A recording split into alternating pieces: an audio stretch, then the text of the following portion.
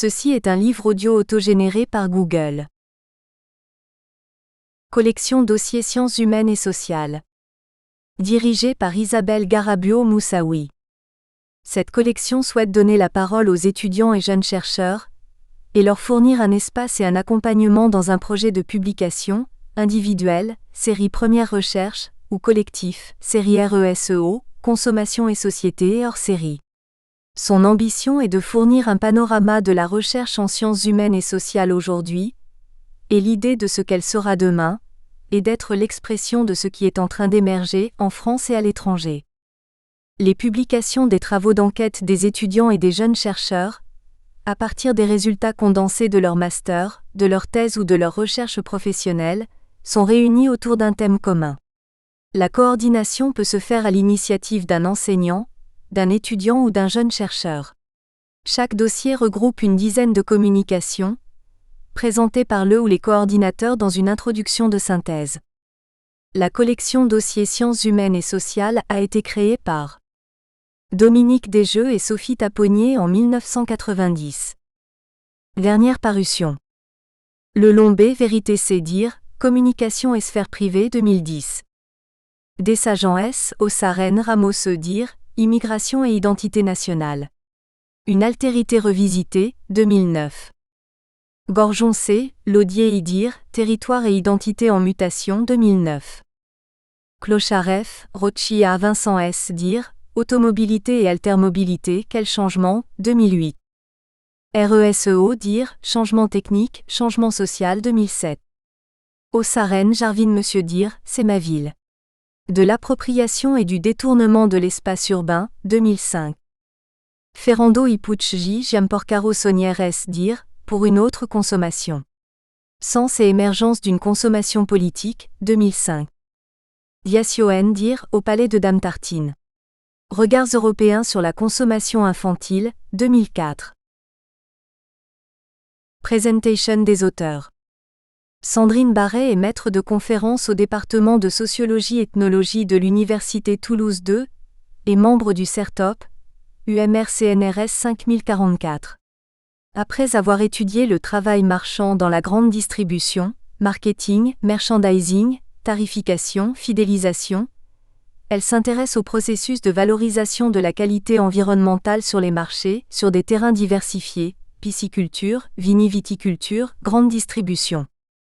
Emmanuel Kessous est chercheur en sociologie économique au Centre de recherche et développement de France Télécom, Orange Labs, Laboratoire Sense, où il anime la communauté de recherche et d'expertise en sciences économiques et sociales. Il a réalisé une thèse sur la construction du marché européen par des normes de sécurité, a coordonné en 2005 avec Jean-Luc Metzger un ouvrage collectif sur le travail avec les technologies de l'information, aux éditions Hermès et en 2007 avec Serge Proux, un numéro des Annales des télécommunications sur la sécurité dans un monde numérique. Il travaille actuellement sur la notion d'économie de l'attention, co-auteur d'un article dans Sociologie du travail, vol 52 et 3 2010, et des rapports croisés du marché, de l'intimité et des données personnelles. Roland Canu est maître de conférences en sociologie, enseigne à l'Université Toulouse 2.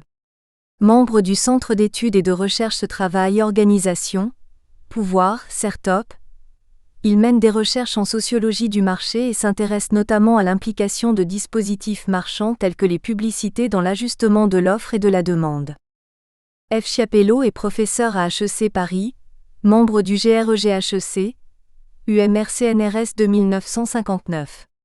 Ses travaux de recherche portent sur la sociologie de la comptabilité et des outils de gestion, ainsi que sur l'histoire du management en relation avec les mouvements sociaux critiques de l'entreprise. Elle a publié de nombreux articles notamment dans Sociologie du travail, Critical Perspective en Accounting et Accounting, Organizations and Society. Elle est l'auteur d'Artiste versus Manager, Paris Métellier 1998, et de Le Nouvel Esprit du Capitalisme, Paris Gallimard 1999 avec Luc Boltanski. Elle a cofondé en 2006 la spécialisation de fin d'études Alternative Management, http://alternative.hec.fr, dont l'objectif est d'étudier et d'alimenter les pratiques réformatrices de l'économie vers un monde plus durable. Ariane Debourdeau a consacré une thèse de sciences politiques au dispositif de normalisation environnementale mobilisé par les entreprises.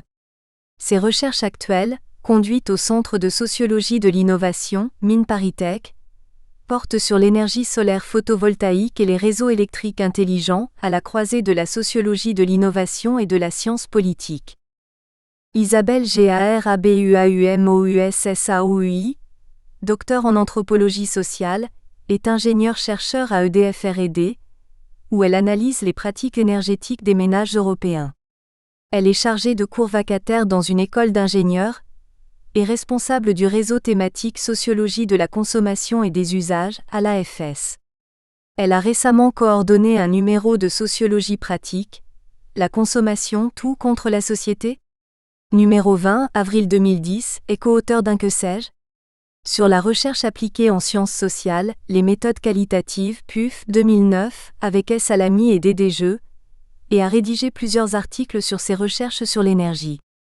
Elle anime le site www.sociologie-consommation-usage.fr. Anne Huran est une ancienne étudiante d'HEC qui a fait la spécialisation Alternative Management et a réalisé son mémoire de fin d'études sur les objecteurs de croissance. Elle est actuellement volontaire de Solidarité Internationale au Burundi, dans une petite ONG locale œuvrant dans les domaines de l'eau, de l'hygiène et de l'assainissement en milieu rural. Claire Lamine est chargée de recherche à l'INRA Éco-Développement d'Avignon. Après une thèse de sociologie, EHESS, sur les mangeurs bio-intermittents, elle travaille depuis une dizaine d'années sur l'alimentation et l'agriculture biologique ainsi que sur les systèmes alternatifs mettant en lien producteurs et consommateurs. Elle se consacre aujourd'hui plus largement aux transitions vers des systèmes agricoles et agroalimentaires écologiques. Catherine Mariojouls est professeure à AgroParisTech, UFR Développement des filières animales, UMR INRA AgroParisTech, SADAPT, Systèmes agraires et développement, activités, produits, territoires. Ses travaux de recherche portent sur les conditions du développement de l'aquaculture et sur le fonctionnement de la filière des produits aquatiques, notamment la question de l'insertion des produits de l'aquaculture sur les marchés alimentés à la fois par la pêche et l'aquaculture.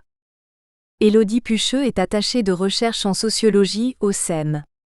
Titulaire du master de sociologie, métier de l'évaluation et de la concertation, Université Toulouse 2, ses recherches portent aujourd'hui sur les dispositifs d'innovation dans l'agroalimentaire et l'agriculture, à la croisée de la sociologie des marchés et de l'action publique. Marion Vidal est doctorante en sociologie au CERTOP, Centre d'études et de recherche Travail, Organisation, Pouvoir. Elle réalise une thèse sur la mise-œuvre d'un dispositif de normalisation environnementale en viticulture, suppression des herbicides. Cette démarche doit permettre la mise en lumière de processus d'ajustement et de concertation, susceptibles de s'établir entre les différentes parties prenantes, allant du producteur au consommateur. Introduction. La consommation à l'éré du DEVELOPPEMENT, durable. Une PLURALITE de logique, Sandrine Barret et Emmanuel Kessous.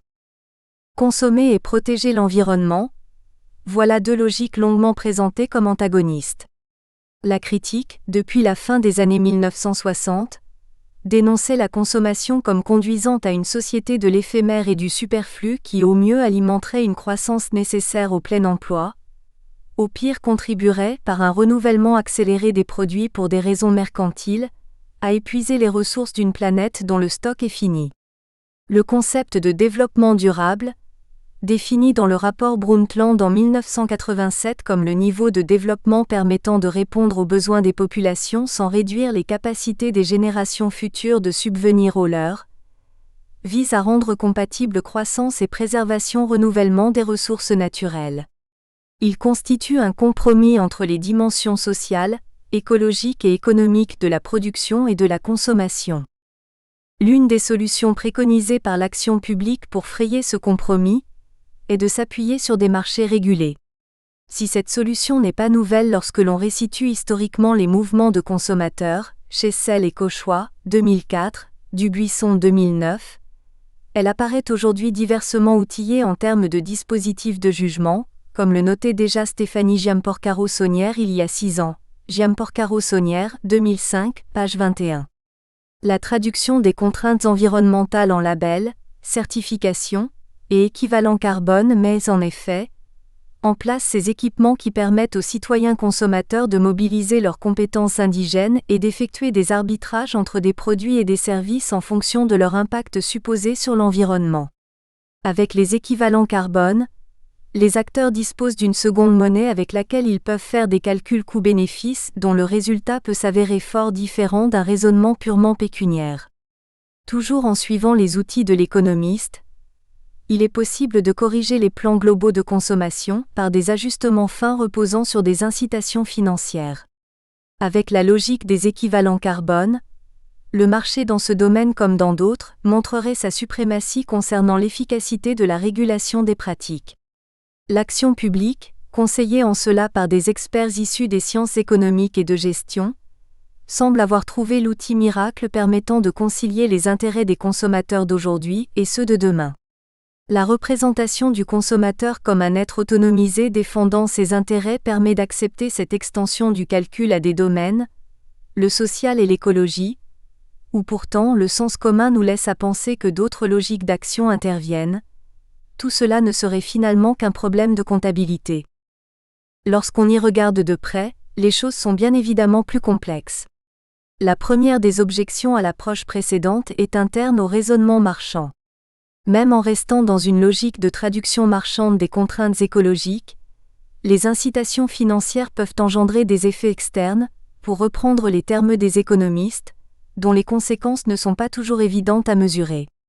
Les contributions d'Ariane de Bourdeau, chapitre 2, sur le domaine de la production d'énergie renouvelable, et de Roland Canu, chapitre 4, sur la construction d'un indice carbone sur les produits alimentaires renseignent ces difficultés dans les traductions marchandes et sur leurs effets potentiels en termes de redistribution de richesse ou de pouvoir dans une filière de production. Une deuxième objection, s'appuyant sur un raisonnement externe au marché cette fois, met l'accent sur l'ensemble des logiques sociales sur lesquelles une réduction de la contrainte écologique à celle d'un calcul entre des entités de carbone fait l'impasse. Y échappe, par exemple, sur le plan des économies énergétiques, le retournement des prescriptions entre enfants et parents sur lequel insiste Isabelle Garabo-Moussaoui, chapitre 3. Le calcul économique, lorsqu'il prend la forme d'un rapport entre nombres, permet d'occulter le recours aux valeurs sur lesquelles pourtant le jugement des acteurs repose, y compris lorsqu'il procède à un acte marchand, confère la contribution d'Emmanuel Kessous, chapitre 1. Si des fissures dans l'apaisement de la critique apparaissent déjà lorsqu'on évoque les questions énergétiques, celle-ci est encore plus criante lorsqu'on évoque d'autres questions liées à de nouvelles formes de consommation, authentiques, responsables, équitables, etc. Ainsi, alors que les équivalents carbone visent à refermer la boîte de Pandore pour permettre la circulation d'un bien, afin de créer des mobiles immuables pour reprendre les termes de Bruno Latour, 1985, la réflexion sur la consommation responsable ou authentique effectue le mouvement inverse, partant d'un bien commun écologique et visant à redessiner l'ensemble des usages et des pratiques consuméristes. Cette tendance à la promotion d'une nouvelle forme de consommation ne concerne encore que des publics minoritaires.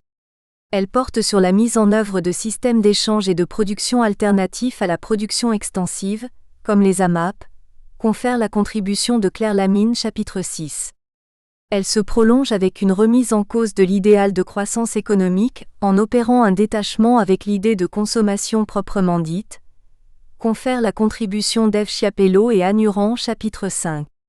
Cette critique radicale de la consommation en tant que pilier central de notre mode de développement économique actuel, d'Aubrey et Rohan 2009, oblige l'analyste à regarder au-delà du marché pour comprendre les espaces de mobilisation des consommateurs et saisir l'ensemble des petits gestes quotidiens et concrets qui entendent construire une autre économie, d'Aubrey 2003.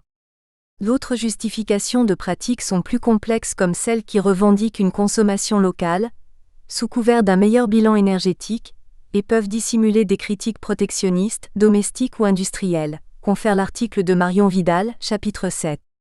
La manipulation génétique franchit un cran supplémentaire dans les peurs collectives, sans que pourtant la critique ne s'appuie sur des éléments nouveaux dans ses représentations du marché, confère la contribution de Sandrine Barret, Catherine Mariojoule et Élodie Pucheux chapitre 8.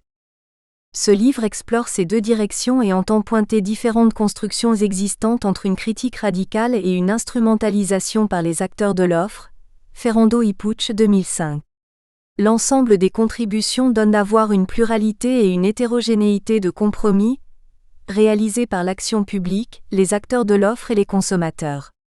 Les textes qui le composent proviennent des rencontres réalisées lors du congrès de l'Association française de sociologie, AFS, qui s'est déroulé du 14 au 17 avril 2009 à l'Université de Paris Diderot entre le réseau thématique 11, Sociologie de la consommation, et le réseau thématique 38, Sociologie de l'environnement, auxquels ont été ajoutées deux contributions portant des thématiques proches, celles de Roland Canu et de Marion Vidal.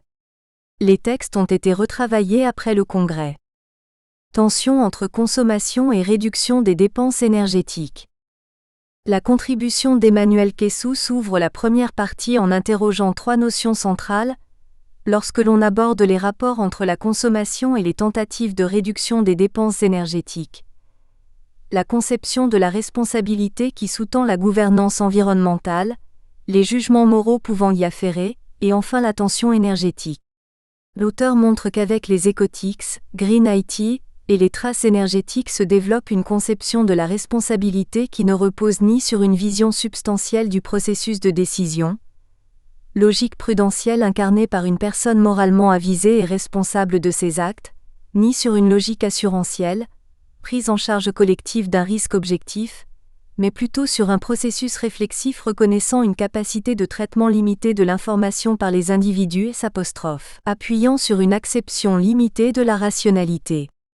La diffusion des écotiques et autres dispositifs visant à accroître la tension énergétique ouvre ainsi la voie à une réévaluation du recours aux valeurs dans les politiques de prévention et d'incitation, et suggère de prendre en considération des ordres de grandeur non marchands sur lesquels s'appuie aussi le jugement des consommateurs.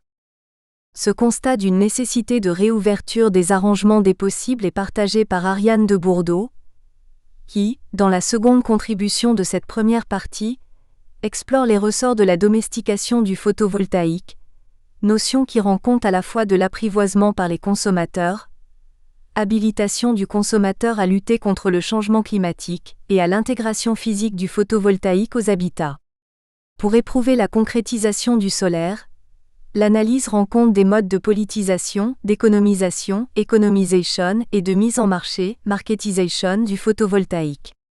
Si la création volontariste de marchés soutenue par une politique de subvention et de tarifs garantis dans un contexte de dérégulation généralisée des marchés de l'électricité a bien permis le développement de cette nouvelle énergie en France, Ariane de Bourdeau montre aussi les effets pervers d'un tel agencement, effet d'aubaine, inégalité géographique d'ensoleillement alors que les tarifs restent identiques sur l'ensemble du territoire, différence de traitement pour certains bâtiments, etc., susceptibles aggraver les inégalités dans l'accès à la production d'électricité photovoltaïque, et de limiter de fait le pouvoir des consommateurs à lutter contre le réchauffement climatique.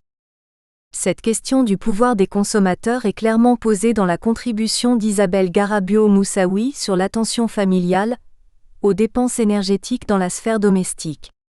Cette enquête menée auprès de parents et d'enfants allant à l'école primaire, où circulent nombre d'injonctions environnementales en matière de gestion de l'eau, de l'énergie et des déchets, montre d'abord que l'attention énergétique a toujours été source de relations de pouvoir au sein de la famille, et que ces dernières sont constitutives de la construction familiale. Ainsi, les politiques actuelles qui s'appuient sur les enfants pour enrôler les parents dans la gestion des dépenses énergétiques ne sont pas source de nouveaux conflits familiaux, mais reconfigurent plutôt les places de chacun en accordant une position plus importante à celle des enfants. L'étude révèle que les institutions à l'origine de ces injonctions ne fournissent toutefois pas les conditions pour accompagner le changement dans la sphère domestique, notamment parce que ce qui est intégré comme des normes par les enfants, à l'origine de coups d'état des enfants, est reçu de manière très différenciée par les parents, dont certains considèrent que l'usage et la gestion de l'énergie relèvent de l'ordre du privé et de la responsabilité de l'adulte. Pour clôturer cette première partie, le chapitre de Roland Canu restitue la genèse d'un affichage environnemental devant poser les bases d'une prochaine réglementation sur les marchés de grande consommation. Le but de celle-ci est d'informer le consommateur de la qualité écologique des produits qu'il s'apprête à acheter. Cette fois-ci, les tensions entre la consommation et les tentatives pour maîtriser les dépenses d'énergie sont abordées du point de vue des professionnels de l'affichage environnemental et de leur représentation de la qualité écologique et du fonctionnement des marchés. L'auteur montre ainsi les difficultés à traduire la qualité écologique dans des dispositifs d'affichage, tandis que l'analyse scientifique des impacts environnementaux du cycle de vie des produits, de la production aux usages, s'appuie sur des caractéristiques multicritères pouvant apporter des données contradictoires et plus larges que le simple bilan carbone, certains experts, s'appuyant sur leur représentation des modalités de choix des consommateurs, préconisent un affichage standardisé et simplifié. Nouveau mode de consommation écologique. Les tensions entre consommation écologique et logique marchande se renforcent-elles lorsque l'on considère les pratiques et les représentations des consommateurs qui s'engagent dans des formes de consommation considérées comme alternatives? Les contributions de la seconde partie de l'ouvrage apportent des éléments de réponse à cette question. Le mouvement des objecteurs de croissance étudié par F. Chiapello et Anne Uran exprime une forte antinomie entre consommation écologique et logique marchande. En effet, ces consommateurs, valorisant l'impact écologique de leurs petits gestes quotidiens, s'attaquent de front aux logiques consuméristes et cherchent à réduire leurs achats et usages de biens matériels. Les auteurs soulignent aussi la singularité de ce mouvement par rapport à d'autres engagements de consommateurs qui détournent leur consommation vers des produits jugés plus responsables. Cette contribution révèle aussi les difficultés ressenties par ces objecteurs de croissance dans la mise en œuvre de leur critique du capitalisme, tant la recherche d'une cohérence de leurs idées les amène à revoir l'ensemble de leurs pratiques quotidiennes, leur rapport au temps, au travail et à l'argent. Les AMAP et autres systèmes d'approvisionnement en panier bio constituent un autre mode de consommation et de production qui se pense également comme alternatif au marché classique. Claire Lamine questionne la contribution de tels dispositifs à l'écologisation de la production et de la consommation. La mise à l'épreuve de deux courants théoriques classiques mais développés à l'aune de la question environnementale, la modernisation écologique, dans la lignée des travaux de Giddens, et le treadmill of production, d'inspiration marxiste, permet de repérer les transformations opérées dans les AMAP au niveau de la production et de la consommation qui contribuent à repolitiser les questions agricoles et alimentaires. L'auteur souligne l'interdépendance de ces dispositifs au système agroalimentaire plus global, qui contribue à verrouiller ces marchés spécifiques en limitant l'autonomie des producteurs et des consommateurs. Elle met aussi l'accent sur les risques d'inégalité sociale entre les producteurs et entre les consommateurs générés par les AMAP. Ainsi est relativisée la portée alternative au marché classique de tels modes de consommation et de production, bien que quelques pistes de déverrouillage des marchés soient délivrées en conclusion. La contribution de Marion Vidal sur la consommation locale apporte à la question des rapports entre logique marchande et consommation alternative une réponse plus nuancée. En se focalisant sur les significations et les pratiques que les consommateurs associent à l'idée de local, et en mobilisant les notions forgées par le courant de l'économie des conventions, Marion Vidal montre que la consommation locale n'est pas spontanément abordée comme la consommation de produits conçus et consommés dans un périmètre géographique restreint, ce qui constituerait une bonne traduction des objectifs du Grenelle de l'environnement par la réduction des distances parcourues par les marchandises.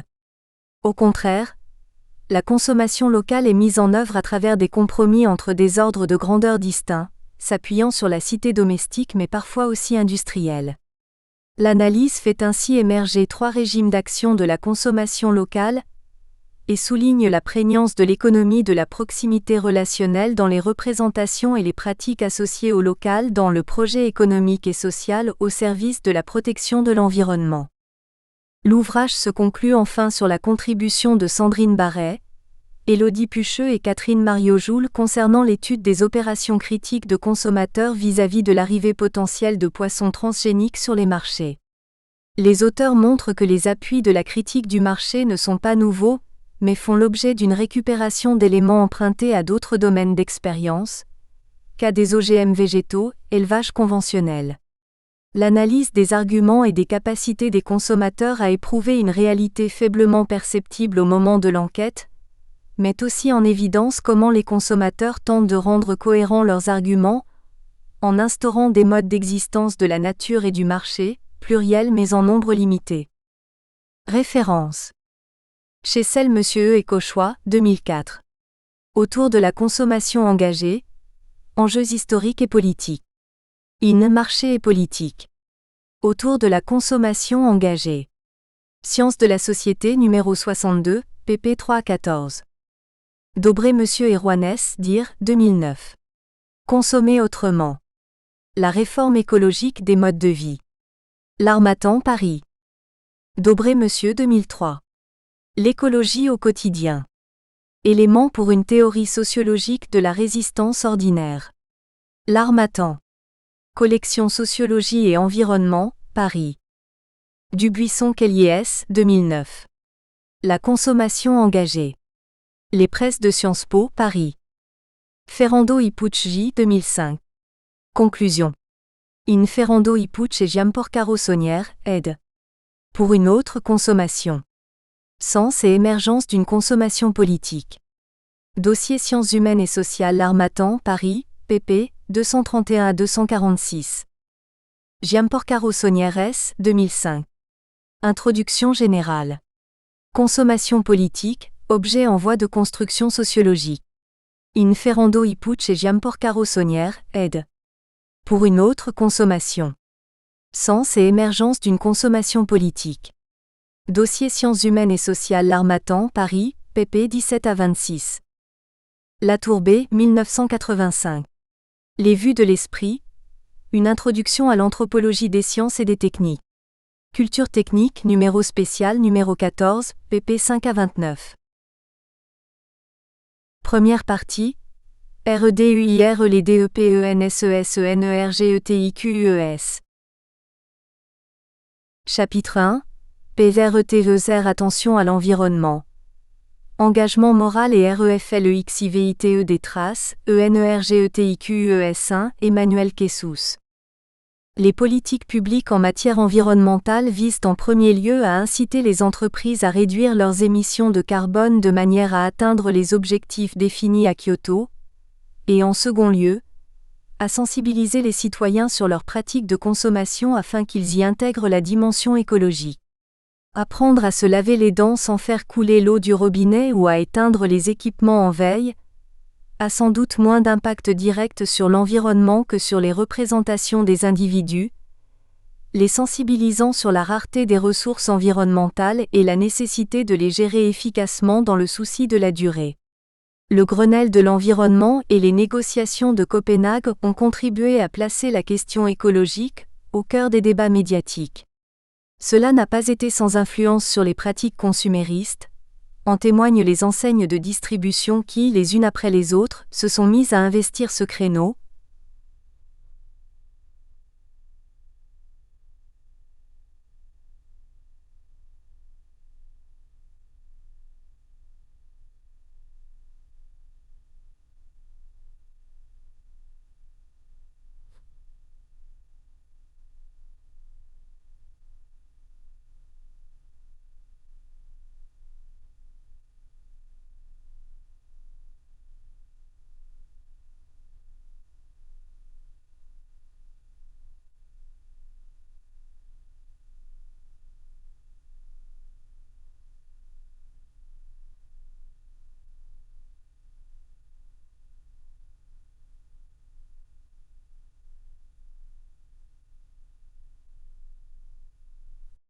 Le marché des télécommunications n'est pas en reste et promeut un ensemble d'innovations permettant aux consommateurs de maîtriser leur consommation énergétique. Ces outils, encore aujourd'hui peu diffusés, se présentent comme des tableaux de bord des usages et de leur traduction énergétique. Ils sont constitués d'un boîtier relié numériquement aux différents équipements électroniques et généralement au modem ADSL du domicile 2. La Commission européenne assigne à ce type de dispositif un rôle majeur dans la réduction des dépenses énergétiques. 3. Ce marché intéresse l'ensemble des acteurs de la sphère Internet, équipementiers, fournisseurs d'énergie, fournisseurs d'accès à Internet, fournisseurs de logiciels, Google et Microsoft ayant présenté leurs propres solutions. Sur quelle conception de la responsabilité repose cette politique écologique ? A-t-on besoin de faire référence à des valeurs morales de préservation de la nature pour obtenir un résultat probant, ou le principe d'économie suffit-il pour atteindre l'objectif de bien commun fixé par la Commission européenne ? Ce que montrent les premiers résultats d'une étude exploratoire 4, c'est que le calcul coût-avantage semble apparemment être un levier suffisant pour concilier économie et écologie. Mais une analyse plus approfondie des justifications avancées lors de l'enquête et des dispositifs apparaissant sur Internet, notamment sur les réseaux sociaux, semble indiquer que les traces énergétiques peuvent aussi être le support d'autres valeurs, Boltanski et Thévenot, 1991. Pour le percevoir, il faut tout d'abord reconnaître que le jugement moral s'effectue par réflexivité par rapport à des métapréférences, y compris lorsqu'on effectue un calcul d'intérêt. Comme l'a mis en évidence Albert Hirschman, un goût dont vous discutez avec d'autres ou avec vous-même cesse ipso facto d'être un goût, il devient une valeur. Hirschman, 1986, page 93. Mais la manière dont est envisagé ce recours aux valeurs peut être substantielle, ce qui le rend de facto compatible avec la rationalité économique standard, ou reposer sur des équipements et des procédures, dans le cadre d'une acception limitée de la rationalité. Nous voudrions montrer dans cet article que la politique environnementale portée par les Ecotics, Green IT, contrairement à ce que la logique des équivalents carbone pourrait laisser entendre, est davantage congruente avec une acception limitée de la rationalité, ce qui engendre une modification de nature du principe de responsabilité sur lequel est adossé le jugement moral. Nous procéderons en 3 temps. Dans un premier temps, nous expliciterons ce changement de paradigme dans le principe de responsabilité. Dans un deuxième temps, nous regarderons comment cette manière d'appréhender la responsabilité se décline dans les politiques environnementales en dépassant l'opposition prévention-sanction. Puis dans un troisième temps, nous en tirerons les conséquences sur la manière d'atteindre le bien commun écologique. Un changement de paradigme dans la rationalité de la responsabilité. La réflexivité des actes aux valeurs. Émilie Hage, s'appuyant sur les analyses de Michel Foucault, tente de montrer que la responsabilité néolibérale est tournée vers le souci et l'estime de soi. Ainsi, nous dit l'auteur, on ne se contente plus de demander aux personnes la prudence en matière de santé mais d'en être individuellement responsable. La santé devient dans cette acception un choix personnel, comme la prison est la conséquence d'un mauvais calcul, et les politiques préventives doivent être pensées dans cet esprit. Le néolibéralisme serait un type de pouvoir qui aurait besoin que les individus se soucient d'eux-mêmes, d'un certain souci de soi, indexé sur une maximisation, et s'apprécie puisque l'on prend mieux soin en général de quelque chose que l'on aime. H. 2007, page 57. Comme le précise l'auteur, la confusion entre responsabilité morale et responsabilité juridique ne repose plus sur une naturalisation de la première, mais sur son identification avec un choix rationnel. H. 2007, page 60. Pour autant, en matière environnementale, le concept de développement durable porte en lui-même une tension entre une nature qu'il convient d'aimer et de préserver et une approche de la citoyenneté et de la responsabilité renouvelée.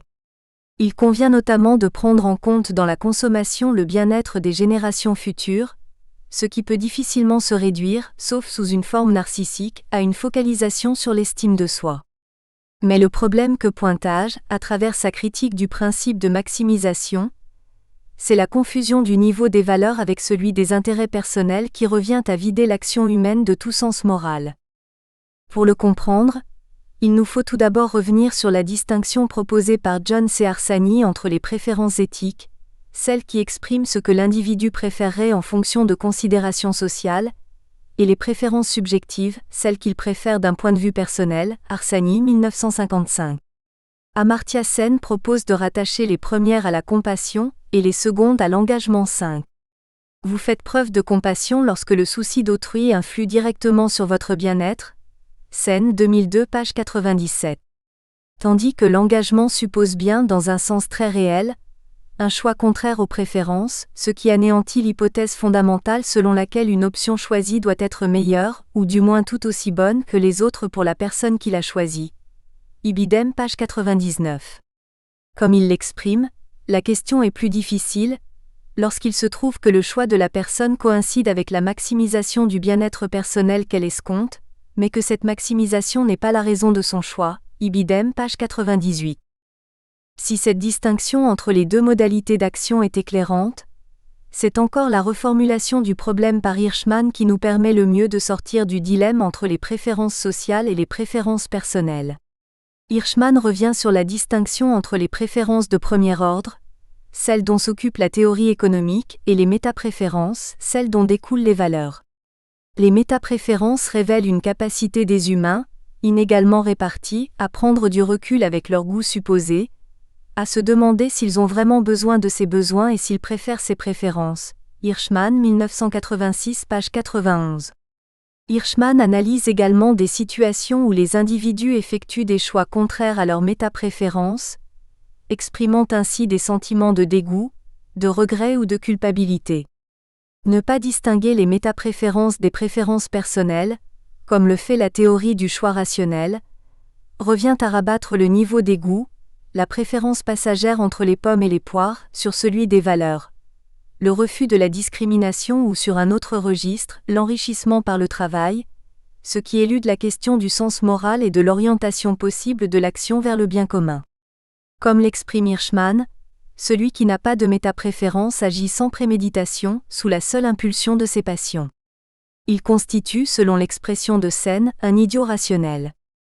On comprend mieux avec ce raisonnement que les outils traditionnels de la théorie économique, une taxe ou une incitation financière permettant de changer les termes du calcul, soit impropres à modifier durablement les comportements, ces derniers reposant sur des métapréférences partagées collectivement. La politique visant des changements de goût, que cela soit par le biais de la publicité ou par la taxation, ne récolte que des mouvements éphémères, sans maintien des mesures correctives, les comportements reviennent au point initial. Les économistes suggèrent souvent de remédier à une conduite immorale ou antisociale par la simple stratégie consistant à en augmenter le coût, plutôt que de l'enrayer en édictant des principes accompagnés de prohibitions et de sanctions. La raison en est probablement qu'ils tiennent tous les citoyens pour des consommateurs qui ne changent pas de goût, ou en changent de façon arbitraire, jusque dans leur comportement civique. Ce point de vue tend à négliger la possibilité que les gens soient capables de modifier leurs valeurs. L'un des buts principaux des lois et des réglementations officielles est de stigmatiser les attitudes antisociales et de transformer ainsi les valeurs et les codes de conduite des citoyens. Cette fonction éducative de la loi, qui vise à instaurer une hiérarchie dans les valeurs et à en préconiser certaines, est aussi importante que ses fonctions de dissuasion et de répression. Hirschman, 1986, pages 93 à 94. Une fois ces précisions apportées, regardons comment le droit, selon les époques, a fait reposer les valeurs éducatives du bien commun sur différents registres de responsabilité. De la responsabilité prudentielle à la prise de conscience. Plusieurs modèles de responsabilité sont apparus depuis le XVIIIe siècle, en fonction des nécessités sociales et des transformations contemporaines du droit. Ainsi, l'article 1382 du Code civil napoléonien contient une certaine naturalisation de la morale. Cet article, toujours en vigueur, stipule que tout fait quelconque de l'homme qui cause à autrui un dommage, oblige celui par la faute duquel il est arrivé à le réparer. Le principe posé est ensuite décliné dans les articles qui le suivent, dont l'article 1384 qui précise « On est responsable non seulement du dommage que l'on cause par son propre fait, mais encore de celui qui est causé par le fait des personnes dont on doit répondre ou des choses que l'on a sous sa garde. » L'obligation morale de répondre de ses actes implique que la personne demeure maître des événements. L'action découle d'une intention délibérée et la responsabilité pour faute implique d'adopter un comportement prudentiel. Article 1383 cm3. C'est donc une vision substantielle de la délibération des décisions humaines que porte en lui ce principe de responsabilité. L'acteur, pour effectuer son calcul d'intérêt, doit en effet pouvoir connaître les états de nature qui s'offrent à sa décision. François Ewald a montré que l'État-providence s'est construit autour du droit social par un revirement de jurisprudence de la Cour de cassation, lorsqu'il est apparu manifeste que le principe de responsabilité individuelle du droit civil, agir en bon père de famille, ne permettait plus de réguler les accidents du travail issus de l'industrialisation. Ewald, 1986, les victimes des accidents, les ouvriers, n'ayant pas les moyens de les empêcher. Devant ces situations d'injustice, il devenait impérieux de substituer à la responsabilité pour faute, ou subjective, une responsabilité assurantielle, ou objective. Celle-ci a été fondée sur une réinterprétation de l'article 1384 cm3, la haute juridiction ayant estimé que la garde des usines revenait de fait à leurs propriétaires. Alors que la notion de faute est fortement connectée avec la question des intentions de l'agent, celle d'assurance entre en résonance avec les situations de risque qu'il est possible de modéliser par le recours aux probabilités. Dans les années 1990, de nombreux juristes ont suggéré une nouvelle transformation de la régulation par la mise en place d'un droit procédural inspiré de l'agir communicationnel habermasien, le Noble, 1994. Cette fois-ci, c'est la construction européenne qui en était le principal vecteur. L'Europe via des directives se contentait d'énoncer des principes moraux, et les acteurs concernés dans le respect des procédurales délibératives donnaient un sens pratique à ces principes. Pour autant, un principe de responsabilité n'en chasse pas nécessairement un autre. Par exemple, dans le travail de normalisation que nous avons étudié, certaines décisions s'inscrivaient dans une logique assurantielle, prendre en charge collectivement des risques domestiques, d'autres répondaient à des prescriptions prudentielles, rendre explicite la nécessité d'un double verrouillage de sécurité avant l'utilisation d'un produit, tandis que l'ensemble des décisions étaient prises sous des contraintes délibératives s'apparentant à des mécanismes de procéduralisation, Kessous, 1997. Une troisième façon d'envisager la responsabilité se développe avec la promotion politique des écotiques.